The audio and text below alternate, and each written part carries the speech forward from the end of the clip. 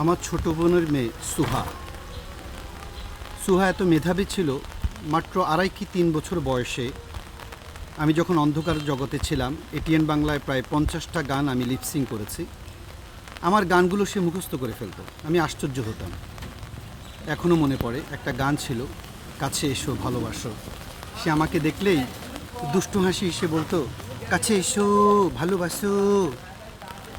আল্লাহ তালা আমাকে এই সুহার উসিলাই করে আল্লাহকে চেনাইছে। সুহা মৃত্যুর পর আমি আস্তে আস্তে এটিএন বাংলা থেকে সরে গেলাম। সুহা মৃত্যুর পর আমার জীবনে আরেকটা ধাক্কা ছিল, আমার স্নেহশীল বাবা, আমার দেখা পৃথিবীর শ্রেষ্ঠ বাবা, আমার আব্বু। আমার আব্বুর আমি ছোট ছেলে ছিলাম। আমার আব্বুর কাছে আমি যা চাইতাম, অন্য ভাই বোনকে কী দিত কিনা জানি না, আমাকে তিনি দিতেন। আমার মনে পড়ে এরকম একটা বৃষ্টির দিনে আমি আব্বুর কাছে স্ট্যাম্প বুক চাইছিলাম। তখন আব্বু বর্তমানে যে শিক্ষা বিপণী, সেখানে গিয়ে আমাকে 60 টাকা দিয়ে একটা স্ট্যাম্প বুক কিনে দিয়েছিল। আমি জানি না কতটুকু আব্বুর সম্মান আমি রক্ষা করতে পেরেছি, তবে আমি সেই স্ট্যাম্প প্রতিযোগিতায় পুরো ফেনীতে ফার্স্ট হয়েছিলাম।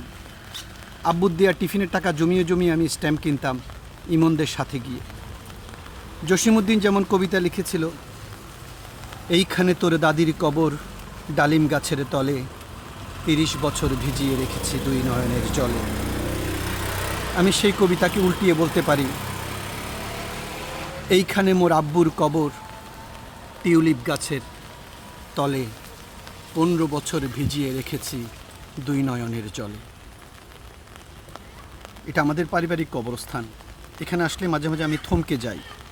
এখানে আসলে আমার মাঝে মাঝে মনে পড়ে রাসূল ইসলাম কেন শেষ বৈঠকে আত্তাহিয়াতুর পর, দোয়াই কুনুতের পর কেন তিনি বলতেন, আল্লাহুম্মা ইন্নী আউযু বিকা মিন কবর, আল্লাহুম্মা ইন্নী আউযু বিকা মিন হাসর, আল্লাহুম্মা ইন্নী আউযু বিকা মিন জাহান্নাম। এই কবরে একদিন, এই মাটিতে আমাকে একদিন শুইয়ে দেওয়া হবে। সকাল 10টায় সবাই সবার কর্ম শুরু করেছে। খেয়াল করুন, ব্রিটিশ পিরিয়ড থেকে মুরব্বীরা যারা আছে তারা এই পুরনো কবরস্থানে শুয়ে আছে। তাদের আওলাদরা বিশাল বিশাল বিল্ডিং বানাচ্ছে। একটা প্রতিযোগিতা চলতেছে, কে কত বড় বিশাল বিল্ডিং বানাবে। প্রতিযোগিতা চলতেছে কিভাবে সুন্দর মসজিদ নির্মাণ হবে। এই প্রতিযোগিতা নেই যে মসজিদে আবাদি বাড়বে কিনা। 30 বছর আমি বাড়ি থেকে বাইরে, 30 বছর পরও এসে দেখি প্রথম কাতারে সেই মণি চাচা, এনাম কাকা, ফটিক কাকা, যাদের হাঁটতে চলতে কষ্ট হয়, তারা প্রথম কাতারে বসে আছে। জওয়ানরা মসজিদে নাই। জওয়ানি, অথচ আল্লাহর আরশের নিচে তারাই ছায়া পাবে।